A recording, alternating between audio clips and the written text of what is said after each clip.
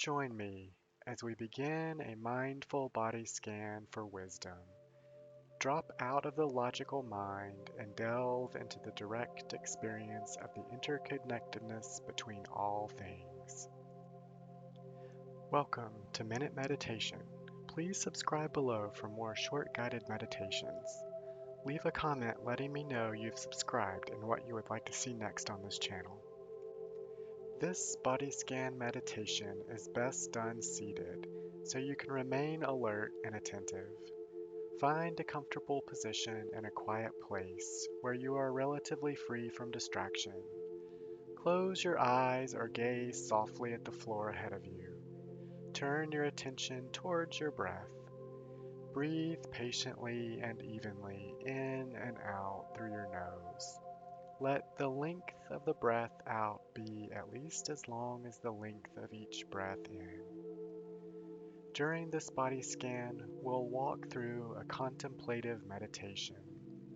While the meditation is in part based on logic, the goal is to feel versus think.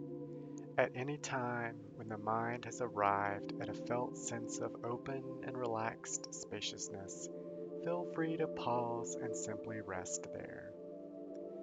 We'll begin by asking questions. Am I one thing or am I many things?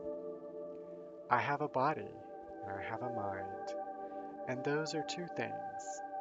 So if I am two things, I suppose my body could exist without my mind, and my mind could exist without my body. But body and mind cannot exist separately, so I must be one thing. But if I was one thing, how is it that I recognize separateness between body and mind?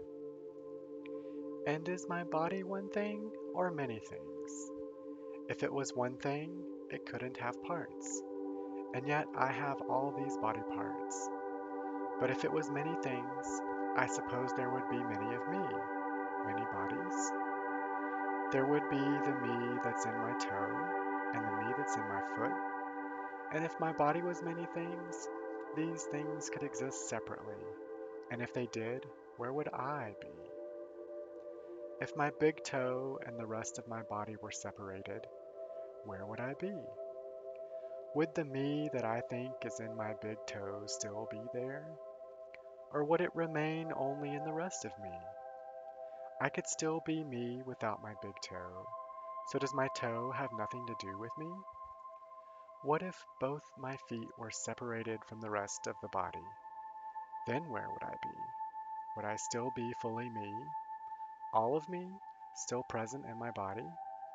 I suppose then that I'm not in my feet, since I could live without them and still be me.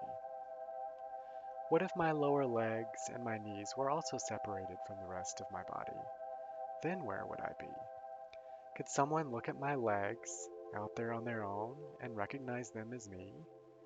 Or would I exist only within the rest of me? I suppose I'm not my lower legs and knees then. These parts have nothing to do with me. What if my thighs and pelvis were also separated from the rest of my body? The same thing would happen. I could be me without them. I must not be my things and pelvis either. These parts of my body clearly do not define me. Where am I then? In what way do I exist? Am I in my fingers, my lower arms, my elbows, and my upper arms? I could do without my arms and still be me. And if someone saw my arm laying in the street, they wouldn't say, "Hey, there you are." So I am not my arm. My identity is based on something else. What then of my torso? Is that how I exist?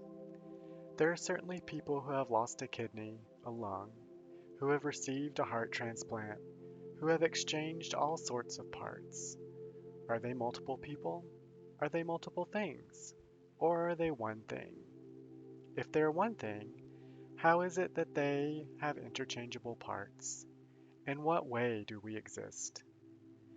And then what if my torso, shoulders, neck, and head were also gone? Then would I still be me? Is the essence of me in my heart? Is the essence of me in my head? Does the essence of me need a body at all? But what would I be if I was only my mind? Who and where would I be? How would I function? How would anyone recognize me? So I am not my body, but I need my body, or at least some parts of it, to exist. Mind and body must be connected, but how? And what came first, body or mind? If my body came first, it must have been able to exist in some way without my mind. If my mind came first, it must have existed in some way before it had a body. But a mind without a body does not exist, and the body cannot function without a mind, so neither could have come first. The body and mind must arise together. They are neither two things nor one thing. They are both two things and one thing. The body and mind are interdependent. What I call my body is dependent upon the mind that calls it my body. What I call my mind is dependent upon this body as its home. Body and mind exist interdependently, and so too does everything else. Let this contemplation carry your mind into a state of open and relaxed realization, and rest the mind there for as long as you can.